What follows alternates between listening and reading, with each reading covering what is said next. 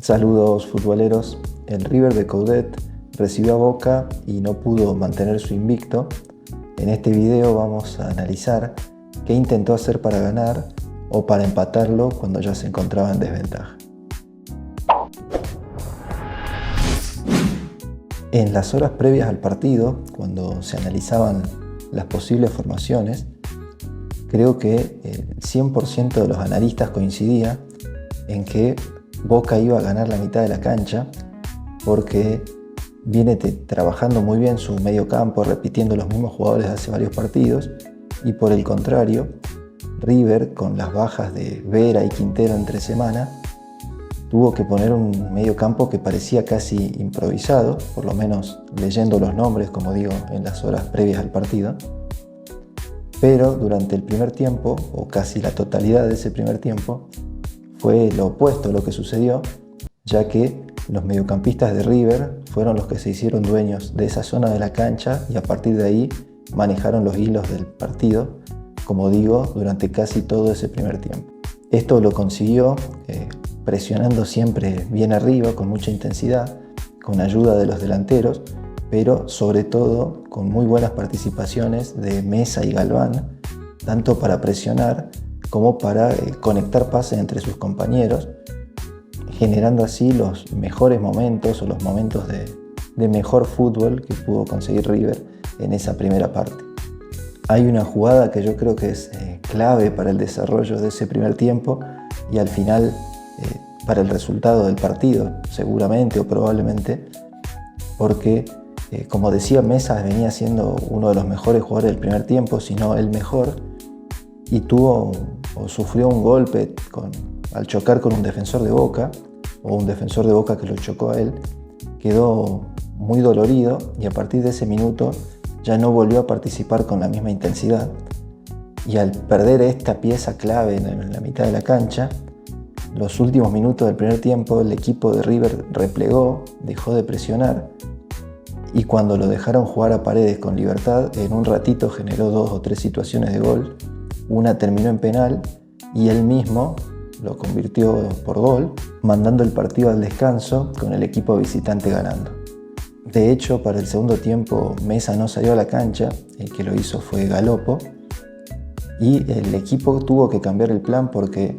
ya se encontraba perdiendo y se invirtieron un poco los roles, ya que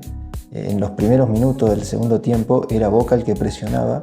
y River tuvo varios errores en salida que generaron situaciones claras para los visitantes que no supieron aprovecharlas.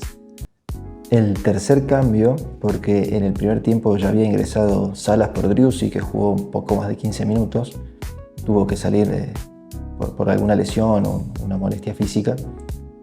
Ingresó también Freitas, que no había sido la primera opción, porque como digo, ingresó Salas. Ingresó Freitas por Páez, que había tenido un par de jugadas muy buenas en los primeros minutos y después se apagó, se quedó solo en eso, no volvió a participar. E ingresó Freitas, como decía, y tuvo una mejor participación, conectando como suele hacer con sus distintos compañeros cuando pasan al ataque. Durante unos minutos, quizás 10 o 15, River pudo hacerse dueño del partido y tenía a Boca casi que contra su arco. Le ganaba, como decía, el medio campo, ya no solo desde la presión, sino ocupando el campo rival con casi todos sus jugadores de campo. Pero cuando Boca hizo algunos cambios en la mitad de la cancha, agregando jugadores y ya con esa ventaja en el marcador, se armó una defensa más compacta que a River le costó penetrar y solo lo lograba hacer con centros desde la izquierda, ya que ese parecía ser el punto más débil de la defensa de Boca. Estos centros también dejaron expuesto que Salas no es un jugador con características de centro delantero, de alguna forma tampoco lo es Driussi,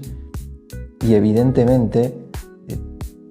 Freitas no convence a Coudet porque, como decía, el primero en ingresar cuando se lesionó el titular fue Salas. Como decía, River empezó a repetirse, en tirar centros, cada vez con más desesperación o con más gente en el área para recibirla, y en los últimos minutos justamente ya se había mandado Martínez Cuarta a jugar de 9, Rivero había dejado la cancha para que ingrese Zubiabre y tener más gente en ataque, por lo que River estaba jugando sin centrales prácticamente. Y en uno de estos centros cayó Martínez Cuarta producto de un empujón de un defensor de Boca. El árbitro no cobró penal y el VAR tampoco lo llamó para que revise la decisión, por lo que el partido terminó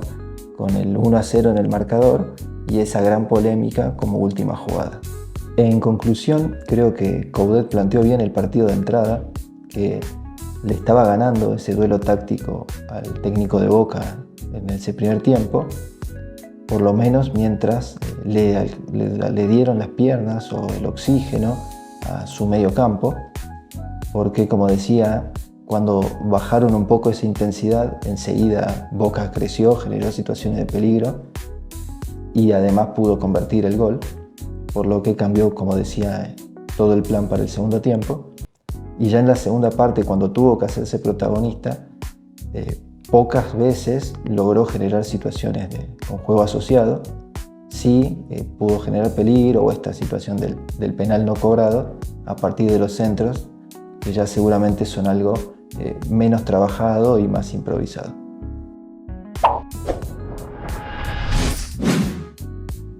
Como decía al principio, Coudet perdió su primer partido como técnico de River, pero ya en las últimas semanas se viene cayendo un poco la imagen de esas primeras victorias consecutivas que había logrado hilvanar cuando asumió, ya que tuvo ese empate en Bolivia, el triunfo contra Carabobo, que también dejó muchas dudas del equipo por lo mucho que le costó, y en este caso, si bien yo creo que el partido lo planteó bien, le queda el resultado negativo en este partido, que es tanto más importante el resultado que cómo se juega.